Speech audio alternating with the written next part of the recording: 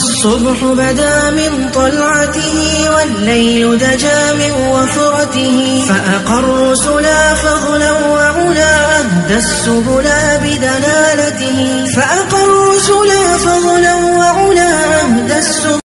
ایک واقعہ جو ہے وہ رسول اللہ صلی اللہ علیہ وسلم کی سیرت طیبہ کا یہ ہے کہ آپ پہلے تو یہ ہم سمجھ لیں کہ جب رسول اللہ صلی اللہ علیہ وسلم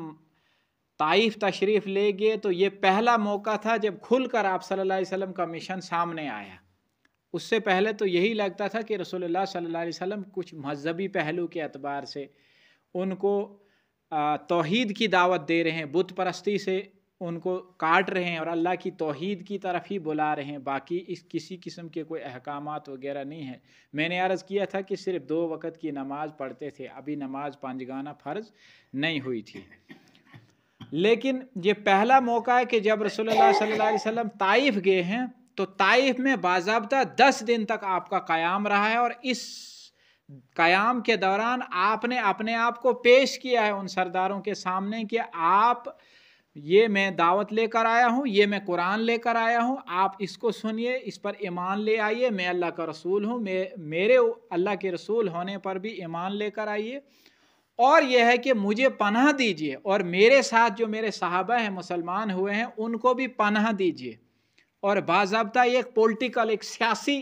جو ہے سٹرکچر بن رہا تھا، اور اس نقطۂ نظر میں جن کے سامنے آپ دعوت لے کر جا بھی رہے تھے وہ بھی اس کو اسی اینگل سے سوچ رہے تھے میں اس پر آؤں گا. بہرحال انہوں نے جو ہے اس کو ٹھکرا دیا اور بڑی بدتمیزی کی، وہ آپ نے سنا ہے. پھر جب آپ اس باغ میں جب آپ نے پناہ لی تو اس باغ میں پناہ لینے کی آپ کو ضرورت یہ پڑی، وہاں سے تو آپ نکل آئے، تو پناہ لینے کی سوال یہ کہ ضرورت کیوں پڑی؟ ضرورت اس لیے پڑی کہ اس باغ کے اندر جو ہے جو مکے کے اشخاص بیٹھے تھے ان کے سامنے جب آپ نے پناہ لی، اس کی وجہ یہ ہے کہ مکے کے اندر اس وقت ابو لہب جو ہے وہ سردار بن گئے تھے. جہاں آپ کے چاچا ابو طالب تھے نا، پہلے عبد المطلب تھے پھر ابو طالب بنے. اب چونکہ ابو طالب کی بھی وفات ہو گئی، حضرت خدیجہ رضی اللہ تعالیٰ عنہ کی بھی وفات ہو گئی تھی، یہ 2 پہاڑ تھے جو رسول اللہ صلی اللہ علیہ وسلم کے پیچھے کھڑے تھے. اس لیے اب چونکہ یہ نہیں رہے اور مکے کے سردار بھی ابو لہب بنا جو بہت بڑا کٹر دشمن تھا آپ کا، اس لیے اب کسی کی پناہ میں آ کر ہی ان کو جو ہے وہ واپس آنا تھا مکے کے اندر، ورنہ داخل نہیں ہو سکتے تھے. بہرحال ہوا یہ کہ آپ جب اس باغ سے باہر نکلے تو ایک وادی میں آپ پہنچے تو اللہ تعالیٰ نے دکھا دیا کہ اللہ میں بے نیاز ہوں. اگر بندے آپ کی دعوت نہیں سنتے ہیں تو اللہ نے جنوں کی ایک جماعت کو بھیج دیا، جنوں کی ایک بہت بڑی جماعت آئی اور انہوں نے جو ہے اسلام قبول کیا، انہوں نے رسول اللہ صلی اللہ علیہ وسلم کے ہاتھ پر جو ہے اسلام قبول کیا. اس کو سورہ جن کے اندر اللہ تبارک و تعالیٰ نے اتار دیا، فقالوا انا سمعنا قرآنا عجبا یہدی الی الرشد فآمنا به ولن نشرک بربنا. تو اللہ تبارک و تعالیٰ نے گویا کہ ان کی زبان سے اتار دیا کہ وہ دوسرے جنوں کے پاس جا کر پھر انہوں نے دعوت دی، انہوں نے یہ کہا، کہنے لگے کہ ہم ایمان لائے، ہم نے سنا،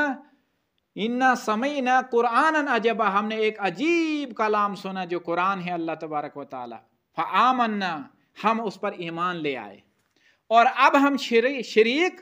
اللہ کے ساتھ کسی کو شریک نہیں ٹھہرائیں گے. ہوا بت پرستوں کے عقیدے سے انہوں نے برت کا اظہار کیا، اور اس کے بعد انہوں نے دوسری جو ہے وہ اظہار کیا، وہ کس چیز سے کیا؟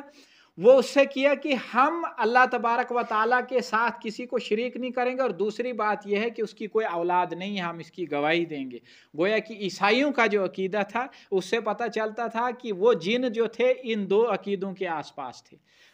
تو اس سے بھی انہوں نے برات کا اظہار کیا کہ ہم اس کو برات، ہم اس کو مانتے نہیں ہیں،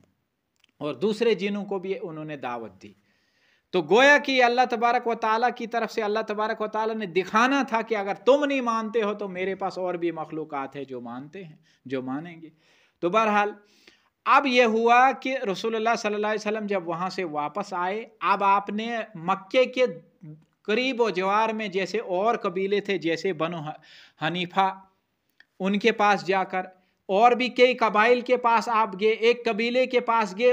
ان کو بھی یہی دعوت دی. میں نے کہا نا ابھی میں اس موضوع پر آتا ہوں. تو अब जब आप एक कबीले के सरदार के पास गए तो वो जो गुफ्तगू है, उस गुफ्तगू से आप अंदाज़ा लगा लेंगे कि क्या थी रसूलुल्लाह सल्लल्लाहु अलैहि वसल्लम का मिशन। उस वक़्त मिशन वाज़े हो गया था। आज जो लोग आज दावत और तबलीग का काम कर रहे हैं या करना चाहते हैं या उसको समझना चाहते हैं, जिनके सामने मंजिल नहीं है, जो इस्लाम को एक मुकम्मल ज़ाब्ते हयात मानना नहीं चाहते हैं, उनके लिए सीरत के इस पहलू में एक सबक है कि सीरत की यहाँ तक, ताइफ तक के सफ़र तक तो वो ले सकते हैं कि रसूलुल्लाह सल्लल्लाहु अलैहि वसल्लम ने इबादत तक की दावत दी, रसूलुल्लाह सल्लल्लाहु अलैहि वसल्लम ने तौहीद की दावत दी, लेकिन ताइफ के सफ़र से बाद जो शुरू होता है रसूलुल्लाह सल्लल्लाहु अलैहि वसल्लम का मिशन, वहाँ से वाज़े हो जाता है कि रसूलुल्लाह सल्लल्लाहु अलैहि वसल्लम अकामत दीन, गलबा दीन जो है अल्लाह तबारक व तआला आपके ज़रिए से पूरी इंसानियत पर इस दीन को नाफिज करना चाहता था। तो उस कबीले के सरदार से जो आप सल्लल्लाहु अलैहि वसल्लम की वो मुकालमा हुआ, उसने कहा कि ए मोहम्मद सल्लल्लाहु अलैहि वसल्लम, अगर हम आपको पनाह दे दें, आपके साथ आने वाले मुसलमानों को भी पनाह दे दें, तो आप हमें ये चीज़ बताएं कि उसके बाद जब आप गालिब हो जाएंगे अपने दुश्मनों पर, मक्के वालों पर, तो फिर आप हमें क्या देंगे? जब आपको फतह देगा अल्लाह, तो फिर उस इक़्तिदार में हमारा क्या हिस्सा होगा? तो रसूलुल्लाह सल्लल्लाहु अलैहि वसल्लम ने फरमाया कि इसमें से मैं कुछ मुकर्रर नहीं कर सकता हूँ, ये अल्लाह तबारक व तआला की ख़ास है, उसकी रहमत है, वो जिसको चाहे उसको दें, मेरा काम करना है, मैं इक़्तिदार नहीं बांट सकता। तो उस पर वो सरदार कहने लगा कि हाँ हाँ, बहुत खूब, हम आपका साथ दें, आपके दुश्मनों के हाथ से अपनी गर्दनें कटवाएं, और जब इक़्तिदार का वक़्त आए फिर आप अल्लाह पर छोड़ दो कि वो फैसला करे, ये हो नहीं सकता है, इस पर हम आपका साथ नहीं दे सकते हैं। फिर बरहा रसूलुल्लाह सल्लल्लाहु अलैहि वसल्लम